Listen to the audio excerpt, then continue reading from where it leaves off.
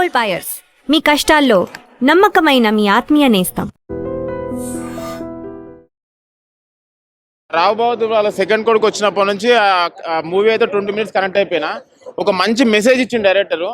ఇలాంటి film Hollywood లో తీస్తేనేమో block buster hit చేస్తారు, మన తెలుగు వాళ్ళు తీస్తే ఎంతవరకు హిట్ చేస్తారో తెలియదు, కానీ నాకైతే చాలా బాగా నచ్చింది.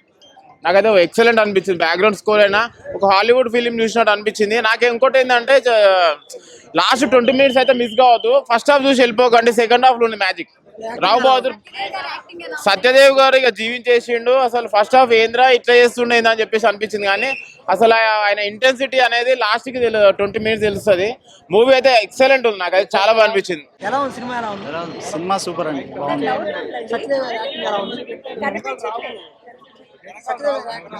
సత్యదేవ్ గారి యాక్టింగ్ సూపర్ అండి. యాక్చువల్లీ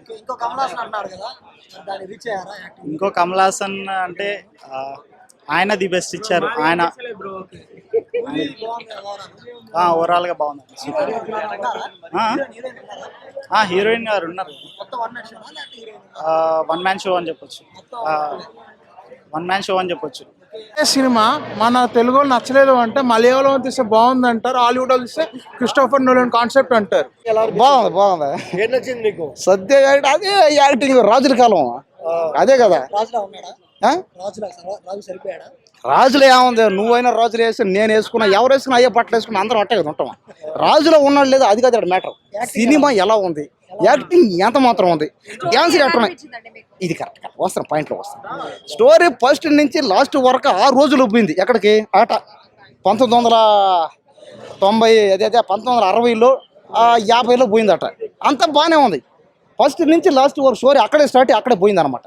కానీ సినిమా చూస్తేనే సేపు బాధ అయ్యిందంటే ఒకటే వచ్చింది, కొద్దిగా సాంగ్స్ ఇంకొద్దిగా డ్యాన్స్ పెంచుంటే బాగున్నది. కానీ మొత్తానికి ఓవరాల్ సినిమా అయితే చాలా బాగుంది. ఐఎమ్ రియలీ హ్యాపీ ఫర్ అంటే ఆల్ ద లవ్, ఇంత reaction and also towards the end ఫిల్మ్ని తెలుగులో ఎప్పుడు ఇలాంటి సినిమా చూడలేదు అని అన్నప్పుడు వచ్చే ఆనందం అంతకన్నా ఇంకా దర్శకుడికి ఇంకొక ఆనందంగా ఉంటుంది. సో మహేష్ బాబు గారు ఇచ్చిన అప్రిసియేషన్ మీ క్యారెక్టర్కి ఎలా అనిపించింది? చాలా బాగా అనిపించింది. అంటే నేను ఒక్కొక్కసారి ఆ పాత్ర చేయడానికి గల కారణం ఏంటంటే ఆ ఇంటెన్సిటీని ఎవరు సేమ్ ఇంటెన్సిటీని పోర్ట్రే చేస్తారని చూసినప్పుడు ఐ ఫెల్ట్ నా టీం అందరూ కూడా మీరు చేయండి. అలాంటిది ఏం లేదండి, అలా అయితే మనకి అలాంటిది ఏం లేదండి. అంటే అది యాక్ట్ చేస్తున్నప్పుడు కూడా నేనేం దర్శకుడిగా బిహేవ్ చేయలేదు, అదే యాక్టర్గా బిహేవ్ చేసే. మహేష్ బాబు గారు దాన్ని గుర్తించి ఆయన అప్రిషియేట్ చేయడం అనేది నా యాక్టింగ్ని I'm really happy for that. And also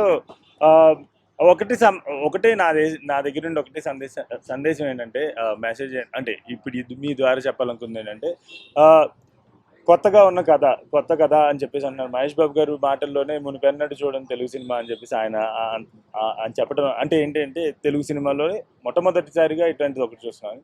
so దీన్ని మొదటి ఫ్రేమ్ నుంచి జడ్జ్ చేయకండి, సినిమా మొత్తం చూసిన తర్వాత అది ఇచ్చే అనుభూతి మీ ఇంటికి వెళ్ళి కొన్ని సంవత్సరాల పాటు మీతో ఉండిపోయేటువంటి అనుభూతి ఇస్తుంది.